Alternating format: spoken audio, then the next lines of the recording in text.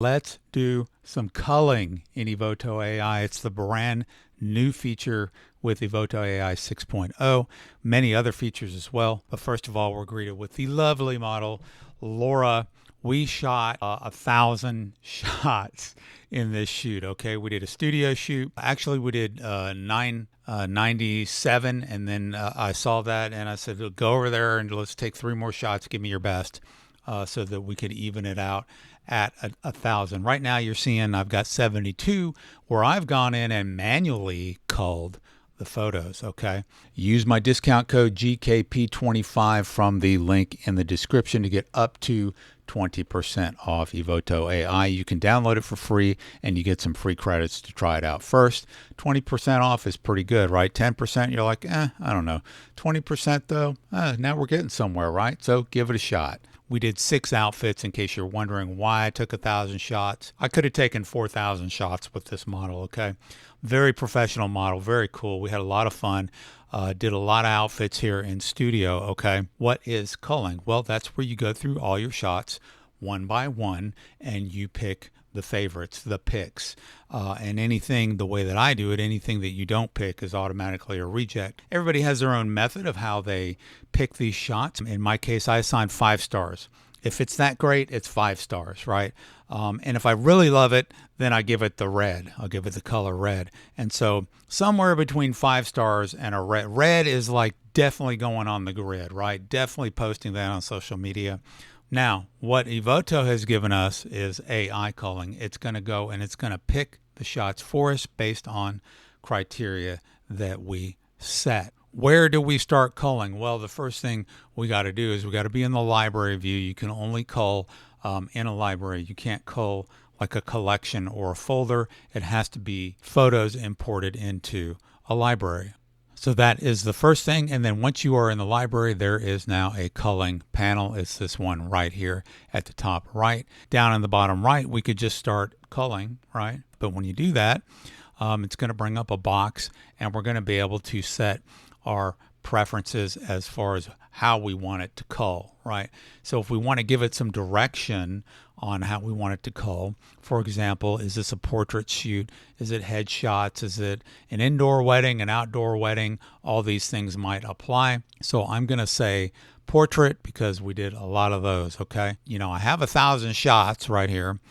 I can limit the amount of AI picks that it gives me. So if I want to go down, really, I want to get down to 100. I don't want to edit more than 100 shots for this. We have 6 looks in this, so that's pretty good. That's going to give me hopefully a good selection. I might want to raise it up to 150, but I'm just going to say 100. Pick more front-facing photos for me. We did have some where she, was turned.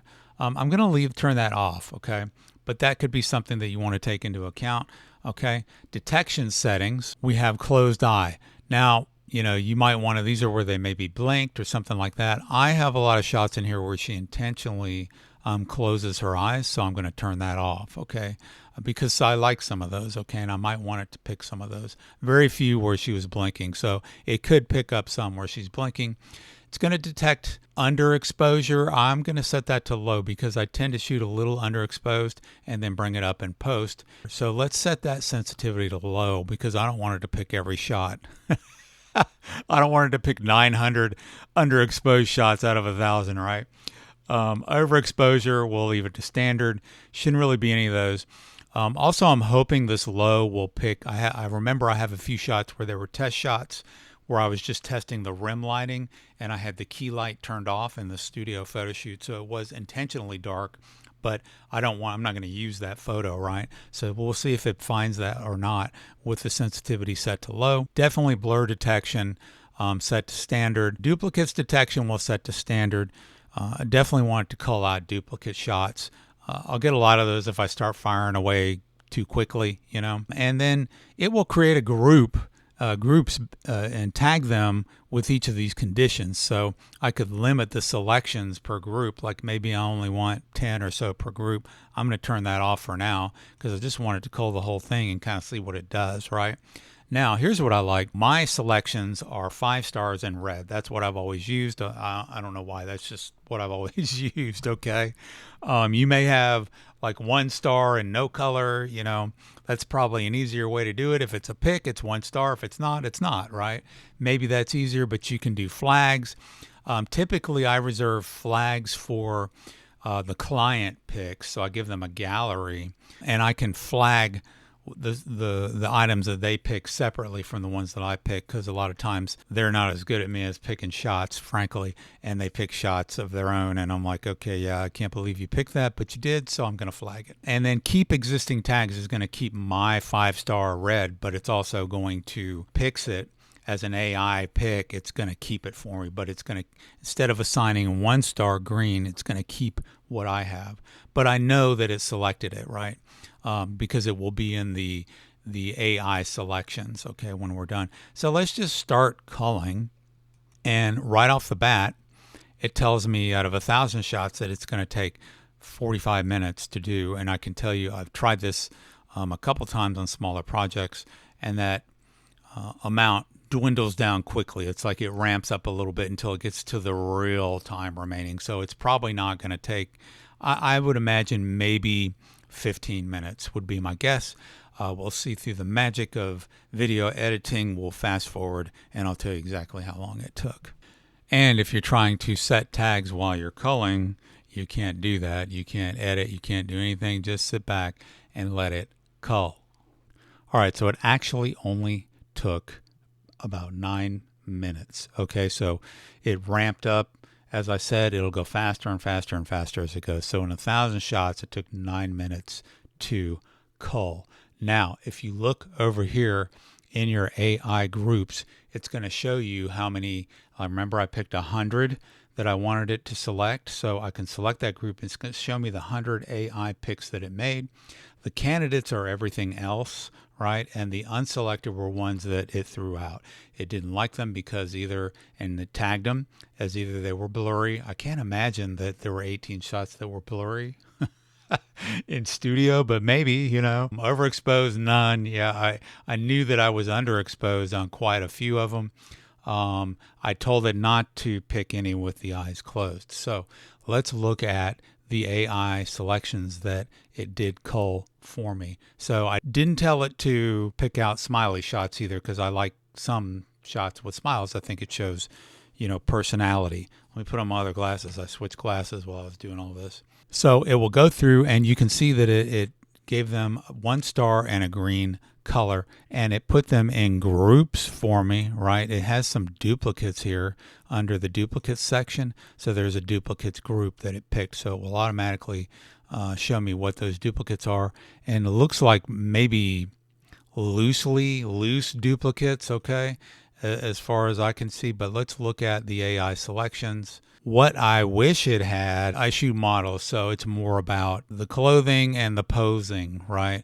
If it had an AI pose detector and could tell me what are the best poses, these are not bad, I like these. Like this one I wouldn't have picked, okay? So I'm not necessarily going to agree with all of the culls, but it went through and it gave me 100 shots that it liked. Most of these are actually pretty good. Now, comparatively speaking, I'd have to go through all of them, but you can see that it picked some of the ones that I picked were in red. It definitely picked some of the ones that I picked, and it picked a lot of the ones that I didn't pick. This one, again, posing is a big thing for me, and I didn't like the way her arms were on that one. This one, the arm is missing, right? That could be another one. This one, like I wouldn't have picked that one. So, but I think what is more important, I'm very picky when it comes to, I'm shooting models, and it's all about the posing, right? And it picked a lot of good ones in here, okay? Not a lot. I just disagree with a very few of them, right? Like this one, I don't know why it would pick that with the hand in the face. But more importantly, it's going to remove the blurry ones, right? And it's going to remove the underexposed ones. It's going to pick, if I want to, shots with closed eyes that I want to throw out, underexposed shots that I might want to immediately throw out, blurred shots that I might want to immediately throw out. So the big thing about culling is that it's going to mainly find the ones that I for sure don't want, right? And then it's going to give me suggestions of ones that are good shots, right?